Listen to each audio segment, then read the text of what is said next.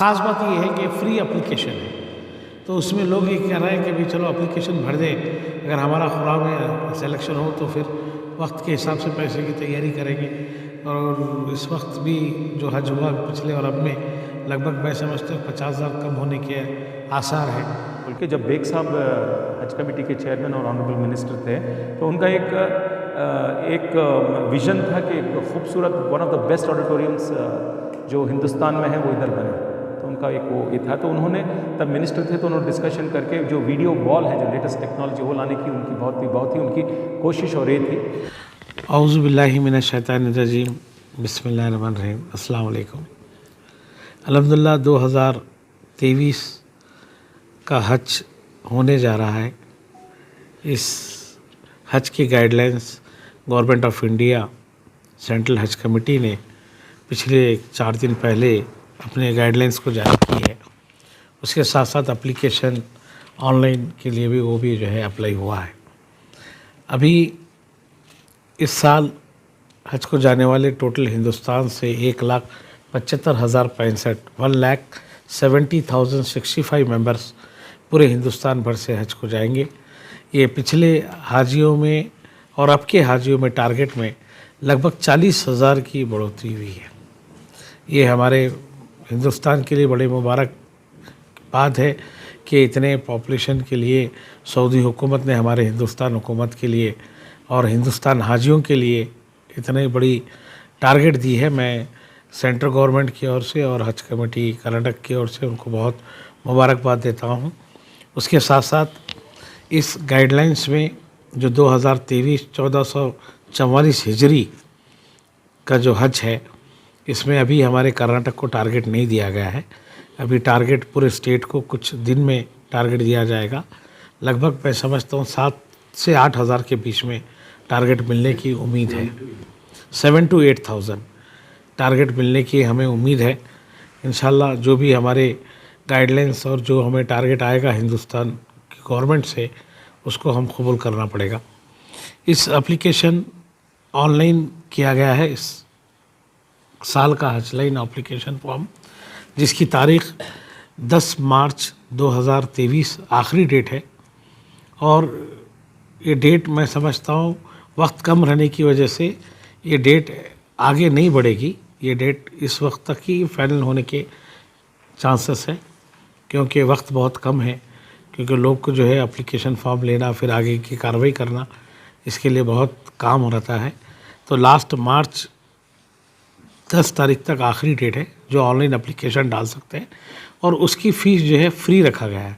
पहले 400 रुपये फ़ीस लेते थे, अब फ़ीस नहीं है। फ्री में आप अपना एप्लीकेशन फॉर्म फिलअप कर सकते हैं। और इसका ऐप भी है, ऐप के माध्यम से इससे भी आप अपना एप्लीकेशन फॉर्म भर सकते हैं। और उसके साथ साथ एज की लिमिट दी गई है, 70 प्लस तक जो है एज लिमिट है। जैसा कि पिछले कोविड महामारी की वजह से एज का काफ़ी डिफरेंट चलते रहा, लेकिन अल्हम्दुलिल्लाह इस साल जो एज की लिमिट दी गई है वो 70 साल प्लस है। 70 से ईयर तक लोग हज को जा सकते हैं। और उसके साथ साथ महरम का जो मामला था वो 45 ईयर्स के बाद वो महरम जा सकते हैं। उसकी भी जो है हज कमेटी ऑफ इंडिया ने गाइडलाइंस में दिया है। और अल्हम्दुलिल्लाह ये हमारी कर्नाटक स्टेट हज कमेटी जो पिछले हमारी बहुत ही गड़बड़ी में हमारा हज का काम हुआ, लेकिन इस साल हम लोग कोशिश ये कर रहे हैं कि हाजियों को अच्छी से अच्छी सहूलत मिले और हमारे हाजी यहाँ से खैरियत से गए और खैरियत से आए। इसकी कोशिश हमारे हज कमेटी के एग्जीक्यूटिव ऑफिसर जनाब सरफराज खान साहब, नोडल ऑफिसर अब्बास शरीफ और हमारे मेंबर मोइनुद्दीन साहब और तमाम मेंबर्स इस बात की कोशिश कर रहे हैं कि अल्हम्दुलिल्लाह इस साल हज के मामले में हम लोग अच्छा से अच्छा काम करें। और दूसरी बात यह है कि इस हज भवन में हम लोग काफ़ी कोविड की महामारी की वजह से, कोविड में जो बिल्डिंग दी गई थी उस बिल्डिंग को काफ़ी ख़राब किया गया था BBMP की तरफ से। और यहाँ पे जो लोग थे, अभी वो भी बिल्डिंग काफ़ी अच्छे पैमाने पे तैयार हुई है। इस बिल्डिंग भी अभी हमारे इस्तेमाल में भी आ रही है। तो हाजियों के लिए और अच्छी सहूलतें होंगी। और उसके साथ साथ जो एयरपोर्ट है जाने वाले, उस एयरपोर्ट में भी बढ़ावी हुई है, जैसा कि मंगलूर हुआ है और जो है गोवा हुआ है। दो हमारे हाजी जाते थे, जैसा कि मंगलूर से, गोवा से और हैदराबाद से। तो इस वक्त शायद हमारे हाजी और हाजियों को भी इस गाइडलाइंस में प्रोविज़न दिया गया है कि आप जहाँ से जाना चाहते हैं वहाँ आप एप्लीकेशन में अपना नाम डाल सकते हैं। तो शायद हमारे जो बीदर, गुलबर्गा, रायचूर, यादगीर के लोग हैदराबाद से जाते थे, शायद वो ख्वाहिश कर रहे थे हैदराबाद से हज के लिए जाने के लिए, जैसा कि बेलगाम के लोग गोवा से जाने की कोशिश कर रहे हैं, ख्वाहिशमंद हैं, तो शायद वो लोग गोवा से जाएंगे। मंगलूर का तो एयरपोर्ट हुआ है, तो मंगलूर के लोग पहले भी हमारे मंगलूर से हज को जा चुके हैं। तो इस साल भी अल्हम्दुलिल्लाह मंगलूर के और वहाँ के आसपास के डिस्ट्रिक्ट के लोग मंगलूर से भी इंशाल्लाह हमारे हाजी सऊदी अरब के लिए रवाना हों। अच्छा, ओरिएंटेशन प्रोग्राम कब से शुरू होता है? अभी कोई गाइडलाइंस नहीं है ओरिएंटेशन प्रोग्राम की। और कोविड के वैक्सीन 2019 का जो था कोविड का, वो लेना कंपलसरी है, उस गाइडलाइंस में भी बताया गया है। और दूसरा वैक्सीनेशन का प्रोग्राम या ट्रेनिंग का प्रोग्राम अभी कुछ गाइडलाइंस नहीं दी गया है। और जब भी गाइडलाइंस दी जाएगी इंशाल्लाह हम तमाम लोगों को इत्तला करेंगे। पूरा काम लॉन्च होता है क्या? इंशाल्लाह इस वक्त हम लोग वही कोशिश कर रहे हैं, बैंक्वेट हॉल विधानसभा में, शायद इंशाल्लाह सीएम साहब को। इसका सर यहाँ नहीं होता ना, कर्नाटक में? हाँ, वहाँ करे थे ना वो लोग, बॉम्बे में हुआ था। इस मरतबा भी शायद नहीं, इस वक्त मरतबा तो जैसे पिछले, उससे पहले जो खुरा हमारा यहाँ होता था, उसी तरह से हम लोग अमल में लाएंगे। वक्त का जो तगाज़ा था उस टाइम पे, इसके लिए हज कमेटी ऑफ इंडिया ने कर दिया, बिकॉज हमारे को 2-3 दिन पहले बोले गए। पहले पूरा का डेट हम ना 1 महीना पहले, 15-20 दिन पहले मालूम होता था, तो हम प्रोग्राम्स अरेंज करते। 2-3 दिन में होने से उन्होंने पूरा कर दिया। हज कमेटी ऑफ इंडिया को आपके तरफ से कंप्लेंट गया है? जी हाँ, मैं फ़ोन करके बात किया हूँ, क्योंकि लोग हज को जाने वाले जो हाजी है वो कंप्यूटर पे बैठ करके जो है अपना एप्लीकेशन डाल रहे हैं, कहीं रुक जा रहा, कहीं कुछ देरी हो रही बोल के। इस बात का मुझे भी काफ़ी लोग फ़ोन करके बताए थे, 1-2-3 लोग फ़ोन किए थे। तो मैं तुरंत बॉम्बे में बात किया, तो उन्होंने बोले जो भी हमारा टेक्निकल प्रॉब्लम है उसको क्लियर करेंगे। काफ़ी पूरे हिंदुस्तान में जो है वक्त कम रहने की वजह से सब लोग एप्लीकेशन डाल रहे हैं। और ख़ास बात ये है कि फ्री एप्लीकेशन है, तो उसमें लोग ये कह रहे हैं कि भाई चलो एप्लीकेशन भर दें, अगर हमारा खुरा में सिलेक्शन हो तो फिर वक्त के हिसाब से पैसे की तैयारी करेंगे। और इस वक्त भी जो हज हुआ पिछले और अब में, लगभग मैं समझता हूँ 50,000 कम होने के आसार है। तो 1-2-3 तो ऐसी सहूलतें सेंट्रल गवर्नमेंट ने की है। जैसा कि आपको पता है, पिछले हमारे जो एग्जीक्यूटिव ऑफिसर ने दिल्ली में मिनिस्टर स्मृति ईरानी की जगह साहब में कॉम्प्लेंट रखे, उस कॉम्प्लेंट को भी उन्होंने एक्सेप्ट किए हैं।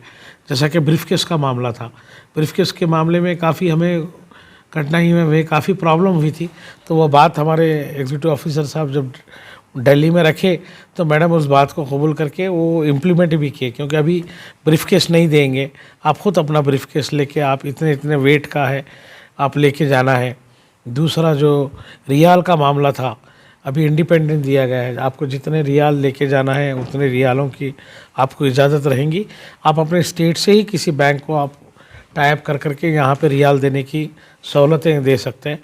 नहीं तो पहले क्या होता था, रियाल के लिए कोई बैंक को नहीं टाइप करके जो बॉम्बे से भिजाते थे, वो एक निकाल दिया गया। दूसरा उसके साथ साथ ब्रीफकेस का जो मैटर था, ब्रीफकेस का भी जो वो भी निकाल दिया गया है। तो अभी हाजियों को अपनी सहूलत के हिसाब से अपना सूटकेस लेके जा सकते हैं। तो ये चीज़ें रहने की वजह से भी काफ़ी चीज़ें इस वक्त हमारे हाजियों को सहूलतें मिल रहे हैं। ब्रीफकेस का मसला है, रियालों का मसला है, और जो है हमारे रेट भी जो है कम होने जा रहा है। तो तमाम इस चीज़ से फ्री एप्लीकेशन फॉर्म रहने से लोग काफ़ी एप्लीकेशन डाल रहे हैं। ये जो हज भवन का जो सिलसिला था कि कोविड के काम होने के बाद इतनी बड़ी बिल्डिंग जो है इसको इस्तेमाल में लाना, कि किस तरह इस्तेमाल में लाना, और इसे हज कमेटी को कुछ इनकम आना बोल के ये लास्ट इसमें हज कमेटी के मीटिंग में हम लोगों का एक डिस्कशन हुआ। डिस्कशन होने के बाद सारे हज कमेटी के मेंबर सजेस्ट करें कि स्टार्टिंग में इसको कॉन्फ्रेंसेस के लिए और कोई लोग भाड़े के लिए शादी के लिए जो लोग आते हैं, यहाँ फंक्शंस के लिए जो लोग आते हैं, उनके लोगों को रूम है ना भाड़े से देने के लिए वो डिसीजन हुआ 3,000 रुपये एक रूम को लेना बोल के, और 2 लाख रुपए से ऑडिटोरियम या हज का प्रेमिसेस जो है उसको पर डे देने के लिए ये डिसीजन हुआ था। तो हम लोग ये करके गवर्नमेंट को भी लिखे। तो उसके बाद अल्हम्दुलिल्लाह 2 मेजर कॉन्फ्रेंसेस हुए, इस्लामिक कॉन्फ्रेंसेस यहाँ हुए और बहुत खुश होकर यहाँ से गए। उसके अलावा यहाँ क्या है कि जो लास्ट टाइम ये साइंस एग्जीबिशन चले आए, इधर साइंस बच्चे आए थे, कुछ 300-400 बच्चे पूरे कर्नाटका से छोटे छोटे बच्चे आए थे, उन लोगों को हज भवन में इधर रखा गया था। तो उसके बाद अभी जो है एरो शो के लिए पुलिस वाले जो आए हैं वो लोग भी यहाँ पर हमारे पास 300 से 400 पुलिसमैन यहाँ पर थे। तो हज भवन जो है अभी भी हैं, तो हज मल्टीपर्पज़ के लिए काम कर रहे हैं। और इसका जो क्या था कि हज भवन ये बिल्डिंग जो बेहतरीन जिससे हम लोगों को जो हैंड ओवर हुई थी, सो 1.5-2 साल में कोविड का आने से ये जेल कन्वर्ट हुआ था। उसके बाद कोविड केयर सेंटर होने के बाद बहुत ही मतलब बिल्डिंग में डैमेजेस वगैरह हुए थे, तो हम लोग रिपेयर किए और जो 3-3.5 करोड़ हम लोगों को इसका पैसा आना BBMP को लिखे हैं, वो पैसा आते ही हम लोग इसका बाकी का जो रिपेयर काम है उसको ख़त्म कर देंगे। इसके अलावा क्या था कि हम लोग ऑडिटोरियम का जो काम था वो बाकी था। ऑडिटोरियम का हमारा अंदाज़ा क्या था कि हम लोग कुछ 10-12 करोड़ में वो उसको state of the art auditorium बनाएंगे बोल के। जब बेग साहब हज कमेटी के चेयरमैन और ऑनरेबल मिनिस्टर थे, तो उनका एक विज़न था कि एक खूबसूरत one of the best auditoriums जो हिंदुस्तान में है वो इधर बने। तो उनका एक वो ये था। तो उन्होंने तब मिनिस्टर थे, तो उन्होंने डिस्कशन करके जो वीडियो वॉल है, जो लेटेस्ट टेक्नोलॉजी वो लाने की उनकी बहुत ही उनकी कोशिश और ये थी। तो उसके बाद हम लोगों को बजट नहीं आया, उसमें जो बजट हम लोग मांगे थे वो बजट नहीं आया, तो फिर हम उसको छोड़ दिए। तब तक कोविड आ गया। आने के बाद अभी क्या हुआ कि ऑडिटोरियम का जो बजट था हमारा 2-2.5 करोड़, उसमें हम लोग अभी काम चालू किए हैं। अल्हम्दुलिल्लाह वो काम अभी ख़त्म हो जाएगा, 1-2 महीने में ख़त्म हो जाएगा। ख़त्म होने के बाद जो है इंटरनेशनल कॉन्फ्रेंसेस जो हैं वो भी करेंगे इधर करके, जो है रेंट लेंगे, उसमें रेंट लेके हम लोग हज भवन जो है हज कमेटी का खुद अपने फंड से ही हज कमेटी अल्हम्दुलिल्लाह चलेगी। अच्छा, हॉस्पिटल को 1 फ्लोर देने वाले थे? नहीं, अभी हॉस्पिटल का जो है वो कोविड के टाइम पे ये कहीं यहाँ काफ़ी हॉस्पिटल्स हैं और BBMP भी अभी काफ़ी हॉस्पिटल्स खोले हैं, तो अब उसकी कोई ज़रूरत नहीं है। लेकिन जब ज़रूरत अब अगर देखेंगे तो बहुत सारे यहाँ पर शादी महल में रहने के लिए लोग आ रहे हैं। इधर इस एरिया में बहुत शादी महल हैं, लेकिन रहने के लिए कमरे नहीं हैं। तो इसके लिए बहुत लोग आके शादी के महल में जो आ रहे हैं रिश्तेदार लोग, वो लोग हमारा हज भवन पूछ रहे हैं, उसको लिए देने के लिए तैयार हैं। और एक रेस्टोरेंट भी, कॉफ़ी शॉप भी इधर हम लोग खोलेंगे कि यहाँ से आगे घर है, लोग ऑफिस हैं, कॉलेज के बच्चे हैं, वो लोग अच्छे एटमॉस्फेयर में आके खा पी के यहाँ से जा सकते हैं। तो वो हमारा एक ये है। और क्या कहते हैं कि हज भवन को जो बाकी का भी जो रिपेयर आपने देखा, पेंटिंग वेंटिंग भी हम लोगों ने कर दिया, तो बाकी का भी थोड़े रिपेयर्स हैं जो करने के हैं। जो लास्ट टाइम जो डैमेज हुए थे वो अल्हम्दुलिल्लाह एक के बाद एक बात लेके है ना, इसका जो है फुल फ्लेड्ज इसका यूज़ करेंगे हज भवन पर। अस्सलाम वालेकुम रहमतुल्लाहि बरकातुहू। जैसे कि चेयरमैन साहब ने हमने इस हज 2023 जो अभी अनाउंस हुआ है, अल्हम्दुलिल्लाह ये बहुत डिस्कशन के बाद लास्ट टाइम में जो हज में जो खामियां थी, बेसिकली जो है स्पेशली बेंगलोर एम्बार्केशन पॉइंट जो था उसमें हम लोगों को बहुत ही तकलीफ़ हुई, इसलिए कि बहुत सारे फ़्लाइट्स एक ही दिन गए। आपको मालूम है कि वो प्रॉब्लम हुआ, तो अल्हम्दुलिल्लाह हमारे चेयरमैन साहब, सारे मेंबर्स सब मिलके जितना आसान हो सके आसान करके सारे हाजियों को बग़ैर तकलीफ़ के हज को जाके आने का मौका करके दिए थे। तो ये जो सवालात थे ये हम लोगों ने जब दिल्ली में और चेयरमैन साहब दिल्ली गए थे हज कॉन्फ्रेंस में, तो honourable minister for minority welfare government of India and हज स्मृति ईरानी मैडम के साथ हमारी जब मीटिंग हुई, तो हम लोगों ने हमारे जो प्रॉब्लम्स थे हम लोगों ने उनके सामने रखे। स्पेशली जो सूटकेस का मामला था, तो मुझे मालूम है कि मोइन भाई खुद जाके उन्होंने गाड़ियों को पकड़ के सूटकेस लेके आया। तब तक भी हमारे को सूटकेस नहीं आया था, क्योंकि जब -24 आवर्स के मतलब 24 आवर्स के बाद फ़्लाइट निकलने वाली थी, तब तक भी हमारे पास सूटकेस नहीं आए थे। तो हम हमेशा यही पूछ रहे थे कि आप सूटकेस क्यों देंगे, सूटकेस कुछ हाजी लेके आएंगे, आप मेजरमेंट्स दे देंगे तो उसके हिसाब से वो लेके आएंगे बोल के हम लोग बोल रहे थे। तो ऐसे बहुत सारे जो हज में जो हम लोग प्रॉब्लम्स फेस किए, जैसे कि आपको छाता देना, बेडशीट देना, ये ज़रूरी नहीं है। हाजी खुद अपनी चीज़ें लेके आएंगे, उसमें उनका पैसा कट करना ये ज़रूरी नहीं है। तो ये ज़रा चीज़ों में जो है हम लोगों ने क्या कहा कि फ़्लाइट का जो है हज में अगर इसका कॉस्ट कम कर दें तो हज को बहुत ही आसान होगा।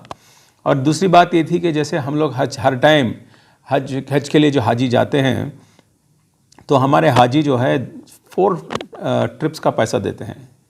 जैसे कि 2 ट्रिप का जाने और आने का देना चाहिए, लेकिन फ्री फ्लाइट का भी पैसा वो ही देते हैं। जैसे कि जब फ़्लाइट सऊदी से खाली इधर आती है और फिर उनके छोड़ को वापस जाती है तो वो पैसा भी हाजी पे देते हैं। तो ये मैंने मैडम के निगाह में ये बात मैं और कोई और दूसरे स्टेट के चेयरमैन और ईओस भी उनके निगाह में लाए, तो उन्होंने कहा कि नहीं, ये गलत है, ये जो सिस्टम है इस सिस्टम को हमको बदलाना पड़ेगा और जो है एक ही मतलब 1 वे फेयर लेना चाहिए, जाने में और आने में एक ही फेयर करना है, इसमें कुछ फेयर में कम करने की कोशिश हम करेंगे बोल के उन्होंने सिविल एविएशन मिनिस्टर से बात करने की वादा किया था।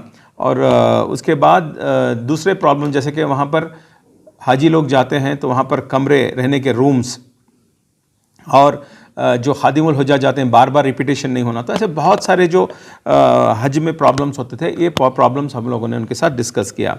और हज का कोटा, जैसे कि आप देख रहे हैं कि हज का कोटा, तो बहुत ही बेहतरीन एक डिस्कशन था कर्नाटका हज कमेटी की ओर से। तो हमने तो काफ़ी मैक्सिमम कर्नाटका हज कमेटी और आंध्र प्रदेश हज कमेटी ने ज़्यादा से ज़्यादा तेलंगाना के, हाँ, तो हम लोगों ने लीड लेके ये सब प्रॉब्लम्स दे। तो आप देखेंगे वो प्रोसीडिंग्स हैं, मैं आप सबके साथ वो शेयर करूँगा। वो प्रोसीडिंग्स में जो हम लोगों ने डिस्कस किया था वही अप्रूव होके आया है। और आप देखेंगे तो हज पॉलिसी जो उन्होंने बनाया, ड्राफ्ट हज पॉलिसी जो बनी है 2023, तो हज पॉलिसी में भी मोस्ट ऑफ द थिंग्स यही है। और हमारा अंदेशा ये है कि एक बार हज का कॉस्ट भी कम होगा। तो और दूसरी बात ये थी कि जो हाजी जाते हैं तो वो 2000 रियाल लेके जाते थे यहाँ से, तो और वो उनको डिपॉजिट करना पड़ता था। तो ये अगेन ये क्यों, मतलब कोई हाजी जाता है तो 2000 भी लेके जाए, 4000 भी लेके जाए, और एडवांस में क्यों पे करें? क्योंकि हर आदमी अपने पैसों की ज़रूरत में 3-4 महीने पहले जो जैसे पैसे डिपॉजिट करता है तो जाने के टाइम तक इंतज़ाम कर लेंगे वो। अब 4 लाख रुपए अब भरना है तो 4 लाख रुपए लाके कहाँ इमीडिएटली भरेंगे? तो इस तरह का प्रॉब्लम्स जो है, ये प्रॉब्लम सॉल्व करने के लिए हमने कहा, तो अल्हम्दुलिल्लाह ये सारे प्रॉब्लम्स ये बार सॉल्व हुए हैं। बहुत ही बेहतरीन एक ऑर्डर्स मैडम ने पास किया है, ऑनरेबल यूनियन मिनिस्टर जो है, और हमारे ऑनरेबल मिनिस्टर भी जो है इसमें बहुत ही उनका भी साथ है। जो भी हज कमेटी में चेंजेस थे उन्होंने भी जाके मैडम से मिलके, शशिकला जोले मैडम वो भी जाके मिलके बात किए हैं, उन्होंने भी बहुत हज के लिए बहुत ताउन किया है। तो वही एक नतीजा है कि आज हम लोगों को ज़्यादातर कोटा मिला है। और जो है अभी बहुत सारे लोगों से मतलब फ़ोन्स आ रहे हैं और थोड़ा मिस इन्फॉर्मेशन भी चल रहा था मीडिया में कि बहुत 1 लाख रुपए कम कर दिए, 1.5 लाख रुपए कम कर दिए। ऐसा कुछ नहीं है, आज तक कम तो 100% होगा, लेकिन कितना होगा ये हज कमेटी ऑफ इंडिया तय करेगी, वो रेट्स फिक्स करने के बाद।